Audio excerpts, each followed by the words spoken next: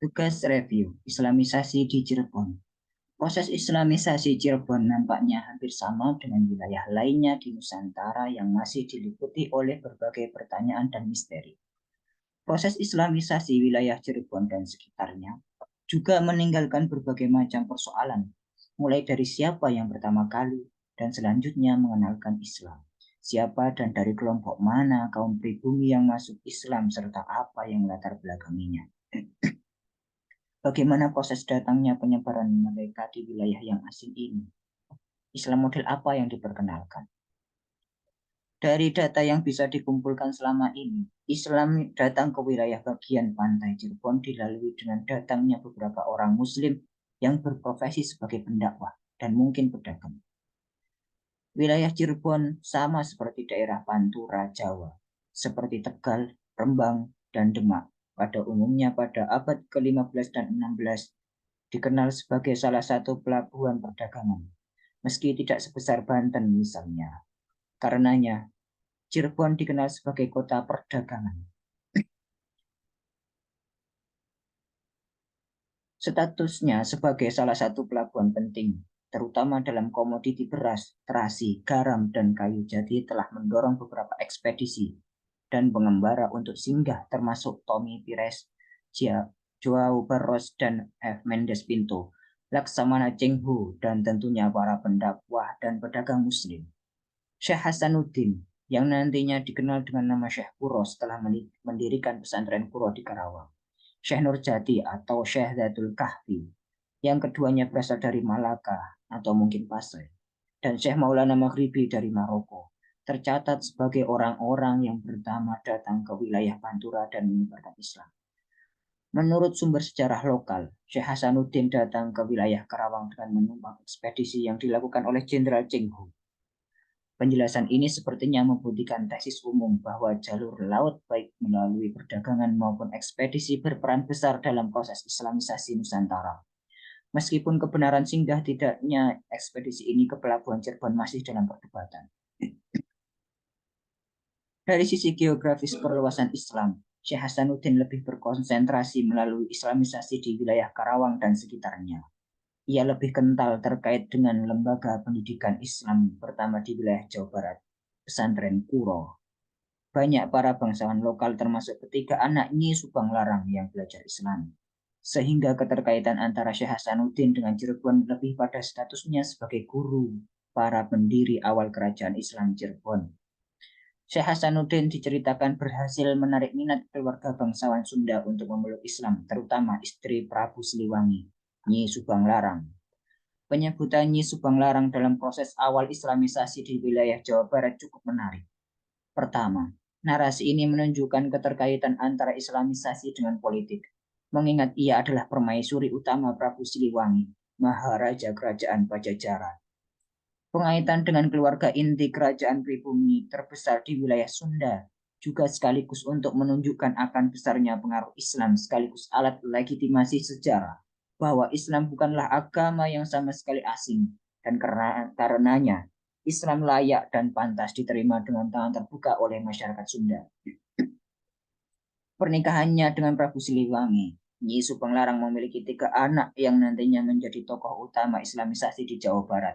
Antara lain Pangeran Walang Sungsang yang nantinya bergelar Pangeran Cakrabuana atau Mbah Kuwu Cirebon Girang, Nyi Rara Santang, dan Pangeran Tiang Santang.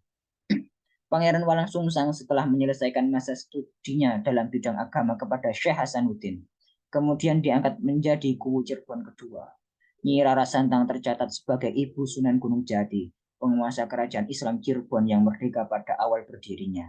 Sementara itu, tidak banyak cerita tentang peran Pangeran Tian Santang dengan perkembangan Islam di Cirebon. Tokoh yang sangat terkait dengan Islamisasi Cirebon dan wilayah sekitarnya di luar Muslim pribumi adalah Syekh Maulana Maghribi, Syekh Nurjati, dan terakhir Syekh Bayanullah. Kedua pendakwah terakhir menurut penjelasan sejarah lokal adalah adiknya Syekh Hasanuddin. Syekh Nurjati sama seperti Syekh Hasanuddin datang ke wilayah Cirebon menumpang rombongan pelayaran Laksamana Cheng Ho yang lebih akhir sekitar 3 tahun setelah kedatangan kakaknya. Sementara itu, Syekh Bayanullah ke wilayah Cirebon paling akhir dibandingkan dengan para pendakwah lainnya, dan ia sendiri memusatkan gerakan Islamisasi di wilayah Kuningan. Syekh Nurjati memilih untuk datang ke daerah Amparan Jati yang pada saat itu berfungsi sebagai jalur masuk sederhana ke wilayah Cirebon. Sama seperti yang dilakukan oleh Syekh Hasanuddin, Syekh Nurjati membangun pesantren di lokasi tersebut. Di lembaga pendidikan Islam inilah tercatat beberapa orang yang nantinya menjadi para penguasa kerajaan Islam Cirebon pada masa awal belajar agama, termasuk Pangeran Cakrabuana dan Sunan Gunung Jati. Syekh Nurjati sama seperti Syekh Hasanuddin tidak melakukan ekspansi dalam penyebaran Islam. Statusnya sebagai pendatang yang dalam banyak hal tidak mengetahui secara mendalam situasi masyarakat wilayah Cirebon, terutama pedalaman, mungkin menjadi salah satu faktor di mana Syekh Nurjati hanya memuaskan diri dengan mendirikan pesantren dan mengajarkan Islam di dalamnya. Penyebaran Islam berikutnya lebih didominasi oleh negara ketika Pangeran Cakrabuana dan Sunan Gunung Jati mendirikan kerajaan Islam Cirebon dan menjadi penguasanya. Sebelum berbicara banyak tentang peran keduanya dalam penyebaran Islam, ada baiknya juga melihat gelar-gelar yang nanti dilekatkan pada keduanya. Pangeran Walangsungsang diberi gelar Pangeran Cakrabuana karena memang sebelum menjadi kuwu kedua menggantikan mertuanya Ki Danusela yang Hindu menjadi wakil kuwu yang bertugas mengurusi persoalan sumber daya alam yang ada di wilayah Cirebon. Ketika ia telah belajar dari Syekh Hasanuddin dan bahkan menunaikan haji, ia kemudian bergelar Ki Somatullah yang berarti tempat berlindungnya Allah. Hal itu mengingatkan kepada ayat 2 surat Al-Ikhlas di mana Allah justru sebagai pelindung bagi manusia. Pemberian gelar ini sebagaimana sudah menjadi tradisi budaya politik di Nusantara, menjadi bagian dari upaya melegitimasi kekuasaannya atas dasar agama. Artinya, Pangeran Cakrabuana tidak saja dipandang sebagai penguasa dan pemilik wilayah dan rakyatnya, juga representasi Tuhan di muka bumi. Apalagi jika dikaitkan dengan wacana lokal Cirebon yang menggambarkan Cirebon sebagai pusat alam semesta atau pusar bumi. Ini kembali menunjukkan bagaimana sistem bangunan politik di Nusantara, di mana penguasa adalah pusat dari dunia ini. Pangeran Cakrabuana dalam proses Islamisasi antara lain berinisiatif membangun Masjid Pejalagrahan yang merupakan masjid pertama di wilayah Cirebon. Masjid ini selain berfungsi sebagai tempat ibadah dan pendidikan Islam dasar, juga menjadi pusat penyebaran Islam ke wilayah-wilayah sekitarnya. Akan tetapi sejarah tidak banyak mencatat seberapa luasnya wilayah yang berhasil diislamkan pada masa itu. Justru yang menonjol pada masa penguasa pertama ini adalah upaya untuk membangun fondasi-fondasi kerajaan dan budaya Islam di wilayah Cirebon, seperti membangun masjid dan membangun istana Pakongwati. Sementara itu, Sunan Gunung Jati diberi engkang sinuhun Kanjeng Susunan Jati Purbo Panatogomo Aulia Allah itu bisa Khalifatu Rasulullah SAW. Gelar tersebut menggambarkan bagaimana tingginya status Sunan Gunung Jati baik secara politik maupun keagamaan. Di satu sisi, ia berkedudukan tidak saja sebagai penentu kebijakan dalam bidang agama, tetapi juga bahkan representasi Tuhan. Segala keputusan agama yang dibuat oleh Sunan Gunung Jati juga harus dilihat sebagaimana perintah Allah. Islamisasi secara masif baru dilaksanakan pada masa kepemimpinan Sunan Gunung Jati. Statusnya sebagai salah satu wali dari Wali Songo sejak awal sudah menjelaskan bahwa tugas utamanya adalah menyebarkan Islam seluas-luasnya. Hanya berbeda dengan wali yang lain. Sunan Gunung Jati menyebarkan Islam juga dengan status sebagai raja yang berkuasa penuh. Maka gerakan Islamisasinya tidak hanya dilakukan dengan cara berdakwah dari satu tempat ke tempat lainnya, seperti yang dilakukan oleh Sunan Bonang, atau dengan mendirikan pusat pendidikan Islam seperti yang dilakukan oleh Sunan Giri, tapi juga menggunakan aparat bala tentara kerajaan Islam Cirebon. Misalnya, Sunan Gunung Jati mengerahkan pasukan bala tentaranya untuk menaklukkan kerajaan Hindu Luragung. Begitu pula ketika ia mengirimkan putranya, Pangeran Hasanuddin, untuk mengislamkan masyarakat yang ada di wilayah Banten dan bagian selatan Sumatera.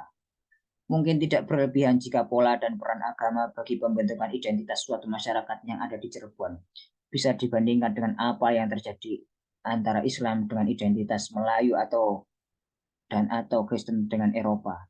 Dalam sejarahnya, Islam bukanlah agama yang pertama bagi bangsa Melayu karena mereka sebelumnya hampir sama dengan masyarakat di Asia Tenggara lainnya telah mengenal dan mengikuti agama Hindu dan Buddha.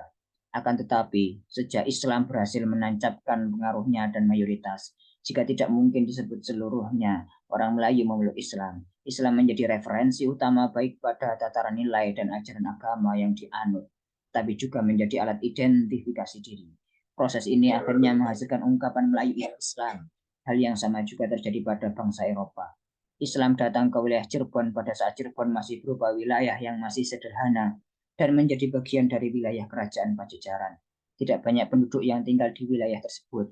Posisinya sebagai wilayah pantai tidak serta merta menjadikannya menjadi bagian jalur lalu lintas perdagangan dunia yang saat itu sebenarnya sudah mulai masuk ke wilayah Nusantara. Sebaliknya, wilayah pantai Cirebon tidak begitu penting hingga munculnya proses Islamisasi dan lahirnya kerajaan Islam Cirebon. Melihat realitas tersebut, tidak mengherankan jika tidak banyak produk budaya dan peradaban dari komunitas sederhana Cirebon. Datangnya Islam yang nantinya diikuti oleh pendirian kerajaan Islam menjadikan Cirebon masuk dalam peta perpolitikan lokal, bahkan regional saat itu. Selanjutnya, di tengah perkembangan tersebut, jumlah penduduk juga semakin meningkat yang tidak hanya datang dari wilayah sekitar, tapi juga dari berbagai bangsa lain yang jauh guna mengadu nasib.